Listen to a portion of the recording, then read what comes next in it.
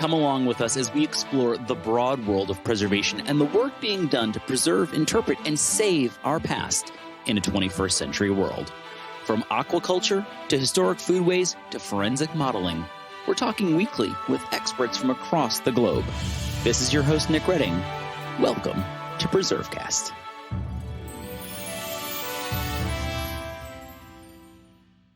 Get a peek behind the curtain and join us on this week's PreserveCast as we talk with Ann Powell, owner of Plan B Baltimore. Ann will share what she does as an owner's representative and how she supports preservation projects and other interesting rehab and new build construction all across this region. After 25 years as an architect, Ann will give us a glimpse at the complexities of preservation projects and how an owner's rep can benefit that. All that and more on this week's PreserveCast. This is Nick Redding, and you're listening to PreserveCast. Today, we're excited to be joined by Ann Powell, a good friend and also a member of the Preservation Maryland Board. But for our purposes today, we're going to be talking about her career in architecture as well as being an owner's rep and what that means and why preservationists across the country should know more about that and perhaps consider engaging with one when they take on a complex project. And so we're going to try and demystify that a little bit because I think there's a lot of confusion around what all these different things are and why they're important. And we're going to get to hear it straight from somebody who's doing it as a career right now. So we're joining Ann from Baltimore, and we want to get to know you a little bit better. I know your story doesn't start in Baltimore. So tell us a little bit about yourself. Where did you grow up and how did you get into sort of the world of architecture, and then we'll talk about the jump to being an owner's rep. But how does one get into all of this? When did the spark happen? So I am from Selma, Alabama, and I grew up with my mom selling real estate, and I lived in Old Town Selma, and I would let myself into houses that were under renovation and tour them and assess the design decisions being made. I also looked a lot of houses with my mom. And I just really developed a love of buildings. I went to Vanderbilt and majored in economics and English, but I really felt like something was missing and decided that I would just take a leap of faith and go to architecture grad school. I got a master's at Washington University in St. Louis. And I think that's really when I found my tribe. I loved architecture school. I liked that it had a lot of big ideas. But at the end of the day, you had a drawing, a set of plans that became that was your idea. It was all captured there. And then as I entered the profession, of course, I got to take those ideas and turn them into built work. And that's what I really love about, the design and construction industry is starting with an idea and ending with a finished product. And you've spent a good chunk of your career doing historic structures. That's where you and I met. Obviously, you doing that kind of work, and Ann has worked on some cool projects with us, including a historic cabin that we saved from near demolition. I mean, it was on one step away from being pushed over. But where did your architecture career sort of take you? How did you end up in Baltimore? What's the road from Selma to Baltimore? So, like I said, I went to grad school in St. Louis, and then my friends from grad school moved to Brooklyn, New York, and this is the late 90s. And I kind of got interested in that because, seeing New York City through their eyes. And so I wound up moving to New York and starting to work. I worked first for a small firm there, under 30 people. And that's where I really got a lot of disparate kinds of experience, private schools, residential, healthcare. The best thing was it was a busy time in New York, and I got to, draw and then build what I drew. And I moved on to Perkins and Will in New York. And I was working mostly in healthcare at that time. Worked on a big project in Boston at Massachusetts General Hospital. And after about 4 years in New York, I decided it was time for a change and moved to Atlanta to move back to the South, but was really only there for a second when I met my husband. He he was from Baltimore, and I decided that if I was going to date him, I would move here and get to know him. And so that's what I did. And that was 20 years ago, almost exactly 20 years ago, that I met him and I moved here. And really, the bulk of my professional career now has been here in Baltimore.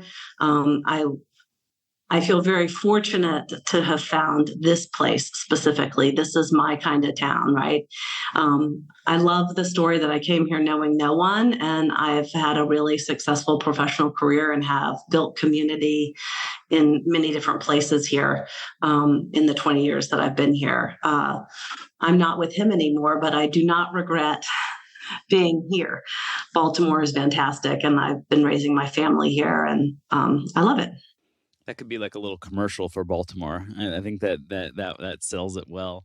And you live in a beautiful part of the city, and those people listening can't see it, but you have a beautiful space there too, in a historic structure. So talk to us about, so you have this great career in architecture. You touch a bunch of cool buildings. You do work in New York. You're in Baltimore. You work for some big firms, some smaller firms.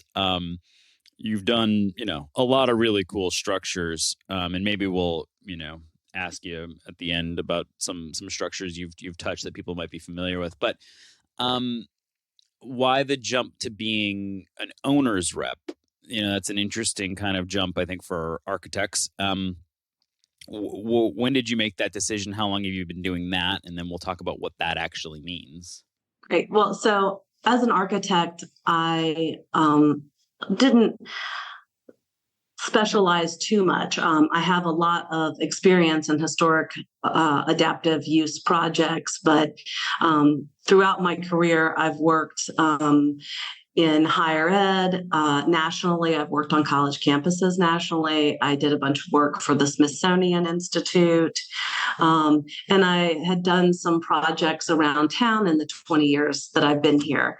And kind of what I learned in that time period was the projects that were most rewarding to me were the projects that were done in my community and that were about reinvigorating that community.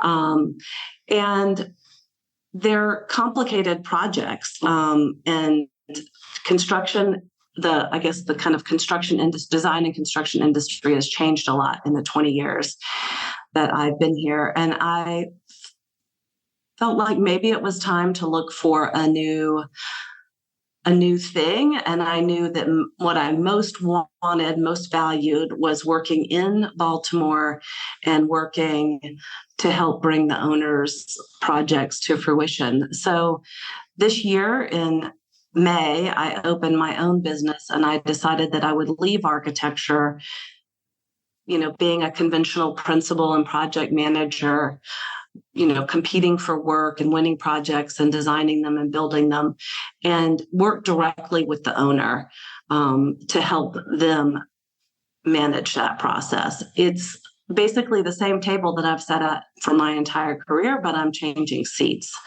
And that I guess I felt like I wanted to leverage this experience that I have, this 25 years of experience, and put it directly in the owner's hands. Well, and I think in some ways, having worked with you, I think you always, in some ways, and this is, I don't know if this is a good or a bad thing, but you kind of leaned that way. You were always kind of thinking about the owner in certain ways. And like, obviously we worked together in that we were a nonprofit, you were on our board, but it didn't surprise me that you would make that jump, because I think you had sort of that thought process behind the way you approach things and kind of thinking through not only the architecture and the design, but the functionality and how it works for the person owning that building. So it obviously you had a knack for it. Let's kind of talk through, because people get all sorts of confused about who does what on a construction site. So like, there's the GC and the CM, and there's all these different, and people love acronyms, and they speak in code. And if you don't know how to decipher the construction site, it's very, it can kind of be a little like scary, like, oh, I don't know what all these things mean. You kind of just have to nod your head and pretend like you do.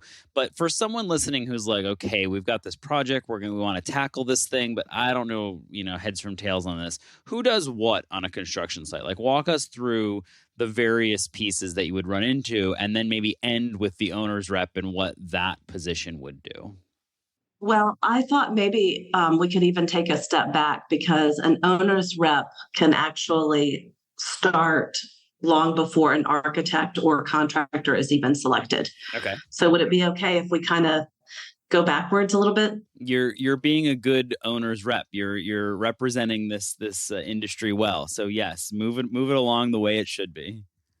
So I think that was the piece that probably was most captivating for me. I had found that I was very good at facilitating projects and kind of teasing apart what needed to happen when in a project. And so an owner's rep has that opportunity to kind of start as soon as the client wants them to, or maybe even when they're looking at real estate and trying to decide what to do, or maybe they have a historic resource, like they have this cool property and they know that they want to renovate it and put it into a new use, but they don't know from a code perspective or a zoning perspective, they don't know what kind of uses can go in the structure, or they know it's cool, but they don't really have that design sense to know what directions it could take. Perhaps they want to assess if they could compete for historic tax credits.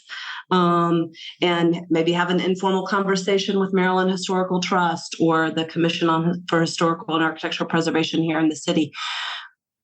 That's as early as I can start, right? And it's helping people understand what they need to do to enable a project. And then from there, kind of leveraging the research skills that I had as an architect, an owner could decide to move into hiring an architect. And that's a process that an owner's rep can do. They can help make the list of architects that might do this kind of work and be well suited to it. They can help make the preliminary project schedule from beginning to end, so you can, figure out your financing and your construction durations and all of those things. And even put out the request for proposal for architects services. So we can start then, and then help them get that design team on board. And then the same thing can happen when they decide to get into construction. We can help manage that process to bring the construction team on board.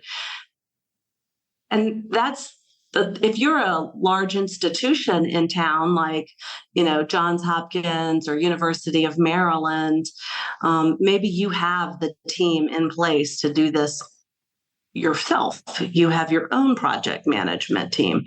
But if you are, a smaller developer or a smaller institution, you may only do one of these larger capital projects every 5 or 10 years. And you don't want to carry that expertise internally. So that's kind of where I fit into the storyline.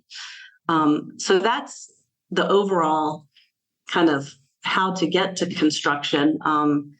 Is that helpful? And then we can talk about. It's super helpful for me. Yeah, I think it paints a great picture. So then we get to the point where we're doing construction. Who's doing what? Just because I think it's valuable. We're having this conversation about owner's rep and why people listening might want to engage one if they're involved in one of these sort of complex projects. And I think it's just kind of a unique way of looking at preservation from a different lens. But also, while we have you, sort of let's demystify some of this. Who does what on the site? Yeah.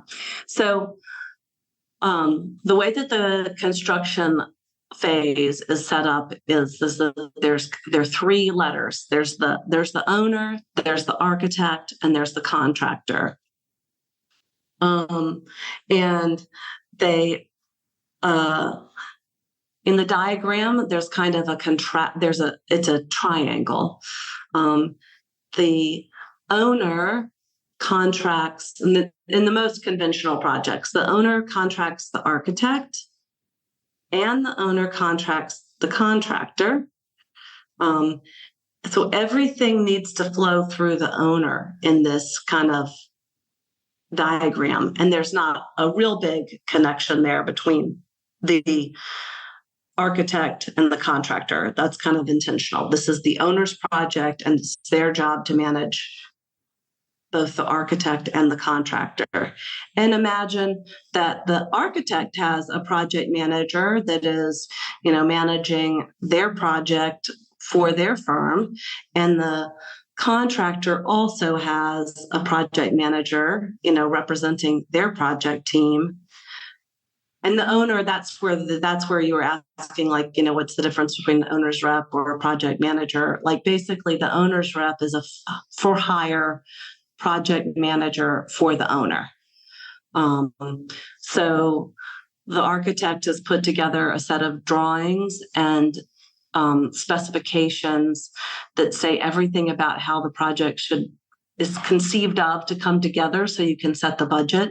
And it's the contractor's job to take those drawings and specifications and turn them into a built project. Now, when we're talking about a historic restoration or an adaptive reuse, any kind of working in an existing building, there are a lot of unforeseens that can happen. I've never run into those. Could you explain that? I'm just kidding. Yeah.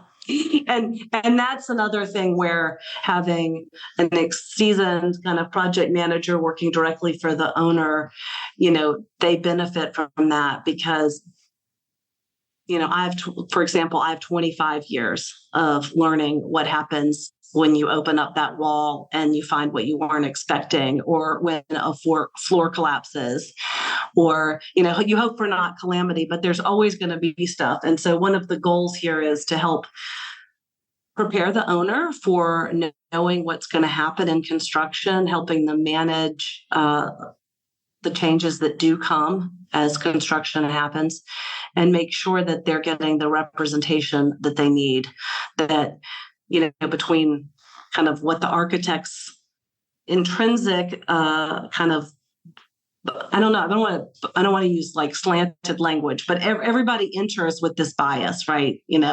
And so, the goal here is that you're kind of the glue for everybody in the project, to keep us all focused on the best solutions for the owner in the long-term delivery of the project. And you truly are the representative of the owner in the sense that you're there for their best interest, because the architect may be very interested in the design, but that may not be in the best interest, or the way that they design it might be very expensive but unnecessary. That might not be in the best interest of the owner.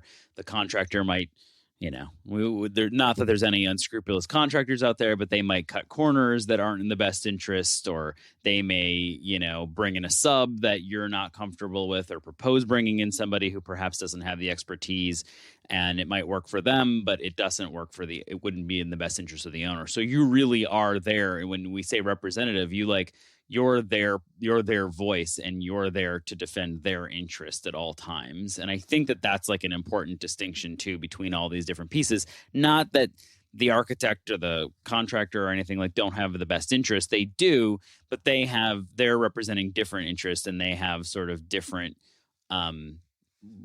expectations and requirements, and there needs to be somebody there who really at the end of the day is representing in the best interest of the owner. Is that kind of fair? That's right. That's right. And that's what I think kind of brought me in to this business that I've opened. And that was to do that. And then I think the other thing that is particularly interesting, or a real opportunity out there, is sometimes what happens is that the owner can get all the way to design, and then they're like ready to go into construction. And that's where they feel like they've gotten in the deep end. So they might hire somebody to help them with construction. But while it's certainly something that I can offer, I think that the real value is getting in early and helping them plan for their project from the very beginning and evaluating, options and starting kind of before design and setting the table to kind of stay with them all the way through the project. And, I think the goal here is that you build kind of lifetime relationships, and then an owner can go away for a few years, and then they might come back and there might be that second building that they want to do, or they have some other, location that they need help with. And so you're always there, with my experience, ready to help them. It could be on a very simple little one-off project, or it could be a long-term relationship full of all different kinds of projects. Let's take a quick break, come back, talk about how to find an owner's rep, how people listening can hire you if they're interested, or learn more about Plan B, your company, and where they can find it online, and do all that when we come back right here on PreserveCast. Historic preservation can't happen without skilled tradespeople to perform the work, and there's a critical need right now for those tradespeople. The Campaign for Historic Trades, powered by Preservation Maryland, is working to meet that need by strengthening apprenticeship opportunities within historic trades. In partnership with the National Park Service's Historic Preservation Training Center and Conservation Legacy, the campaign is currently recruiting for NPS Traditional Trades Apprenticeship Program, or TTAP. TTAP's an intensive 20-week apprenticeship that provides young adults the chance to learn historic trade skills while working on America's most iconic historic sites. Multiple positions are open for the 2022 season at national parks across the country. Visit historictrades.org for more information on TTAP and how to apply today. This is Nick Redding. You're listening to PreserveCast. Thrilled to be talking today with Ann Powell. We've been talking all about her career in architecture and now her new venture at a company that she has founded called Plan B, and a effort to provide owner's rep services to a variety of different clients out there and doing work in the Baltimore area. Although I'm sure you're open to working in the Bahamas and things like that if people are interested in representation in beautiful locations. So talk to me about how you hire an owner's rep. What should you be looking for? Is there an owner's rep association? Where do you find these people? Well, I think it's basically word of mouth. And what we look like, well, there's a variety of shapes and sizes. There are some people that kind of look at this as maybe an opportunity to do some consulting, leveraging their career experience once they've kind of fulfilled their, conventional career goals. So, some people do it more as a part-time thing. Obviously, I'm currently working as a sole practitioner in my firm.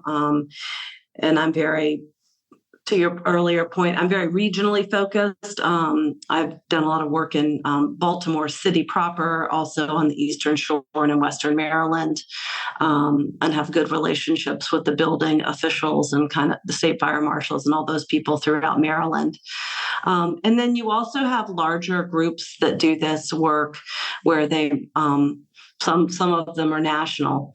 So I think the first question is, what's the right fit for you? I think if you're building a high rise in the Inner Harbor, you're probably looking for someone that has that kind of commercial real estate background. So I think you're kind of looking for that experience that overlaps, the scale of project that overlaps with what you're doing. And also, I think it's a lot about personal fit, because the idea here is that you're really representing them. And so you have to be comfortable with that person's style, and you have to trust that they really have your interest at heart. So there is no real magic list. I think you should probably start by asking different people that maybe are similar to your needs. ask them who they used or have heard of. Contractors have worked with a lot of them, and architects have worked with a lot of them. So those are other places to kind of, if you have friends in those industries, you can get recommendations there. I would say you can Google them, but if you Google me, I haven't figured out how to get myself to come up. So well, that's not just the. We're working on that. That's part of the, Right. we have you on here to get you some SEO. But if people are interested in actually reaching out to you, we have a lot of listeners, obviously, in the DMV area, and they've got a project, big or small. Where do they find you? What is the website? We'll put a link in the show notes, but why not just say it? Put it out into the universe.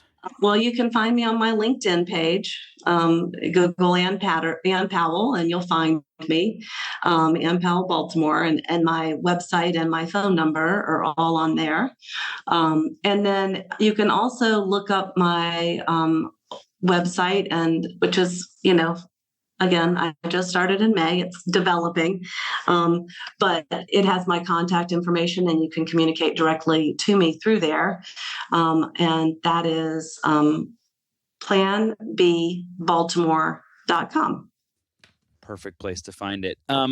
Before we go, I think people will be interested. People are always curious, like what architects have worked on. We know what you're working on now, which is, being an owner's rep, and it'd be interesting maybe to hear about, if you're able to, what kind of projects, or at least types, that you're representing right now. And then for people listening who are like, well, I wonder what she worked on as an architect, are there any like favorites that you want to call out? Sure. So I am very fortunate to have been provided. I have good projects right out of the gate. One project that I have is I had done a lot of lab design in the past, and so I am working with the University of Maryland School of Medicine. They're doing about 50 plus thousand square feet of new lab construction. So I'm working with them to help them, wrangle the researchers, get what they represent, kind of the researchers, and make sure that the architects are staying on track and will stay with that project through construction. And then I also had a great relationship with a developer, American Communities Trust, China Boak Terrell, who has been working on one of my favorite Baltimore projects for a long time, called used to be the Baltimore Food Hub. Now it's called the Baltimore Pump House. It's the Eastern Pumping Station in West Baltimore, kind of at the intersection of Wolf and Gay Street, just north of the train tracks above Johns Hopkins.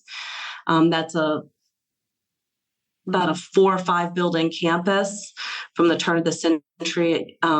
Adaptive reuse, neighborhood revitalization, taking something that was a blight and turning it into a community resource. That's a real pleasure for me to help be part of getting that design completed and into construction for the next 18 months or so.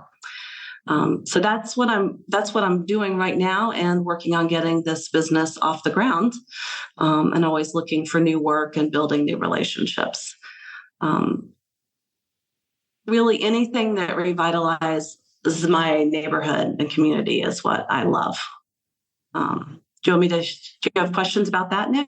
No, I mean, I think that I think that that's a great way, and kind of paints a picture of the diversity of things that an owner's rep can work on. So everything from revitalization of historic places to new lab space, which I know nothing about, but it sounds fascinating.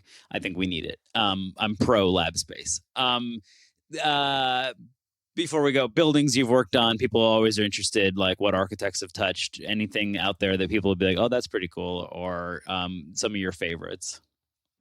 Sure. Well, on just to touch, let's see, on the Eastern Shore, I did a little addition to and kind of repositioning of entry at Academy Art Museum, if you're listening on the Eastern Shore. And the Salisbury University Academic Commons, which is a big $100 million new library for Salisbury University. So over there, you can see little and big projects. In Western Maryland, Nick and I worked on the Jonathan Street cabin together for Preservation Maryland in Hagerstown, which was the smallest project I've done at under 700 square feet in a long time, and oldest log cabin dating back to the 1700s. Yeah, 1739. Cool. Yeah. Yeah. And also worked on the C&O Canal headquarters for the National Park Service in Williamsport. So again, always new construction as well as adaptive use, renovation. In town, some of my favorites, American Brewery from about 15 years ago, Food Hub or Pump House, which I'm doing now, right down the street from American Brewery. I also really loved working on the Eddies of Roland Park renovation. That's a perfect example of a project that used an owner's rep to design and construction, 9 phases of construction with the store being operational throughout. That was a lot of fun. And I just also worked on the newly opened Nature Education Center at Sylvan Arboretum, which is a great little carriage house with an addition on it, modern addition. The list is really awesome. I mean, I love my projects, and I'm really excited about, being here in this region and helping people bring these projects to light. It is so much fun, and I believe so much in the power of this community and the transformation of Baltimore. Well, that's probably a perfect place to end it. We normally ask people about their favorite historic place or site. It's a difficult question. I'm curious, before we go, if you have one, or perhaps one that you've visited most recently. Well, I live here on Mount Vernon Place, in Mount Vernon. So I always like to my guests always want to go see the Peabody Library. And I always like everybody to go to the top of the Washington Monument and take a look, all 4 directions out and look at this amazing city we live in. Well, that is the perfect place to end it. Ann, it's been fun to talk with you. We'll have links in the show notes if people want to hire you so that they can have you work on their project. We look forward to hearing from you and seeing what you represent again in the future. Thank you so much, Nick. It's always a pleasure. Thanks for listening to PreserveCast. To dig deeper into this episode's story, head over to PreserveCast.org for show notes and our collection of previous episodes. Don't forget to engage with this podcast by subscribing, commenting, and leaving a review. Follow along on Instagram, Twitter, and Facebook at PreserveCast for even more. PreserveCast is currently recorded in Walkersville, Maryland, and sponsored by the 1772 Foundation, and powered by Preservation Maryland. Thanks for listening, and keep on preserving.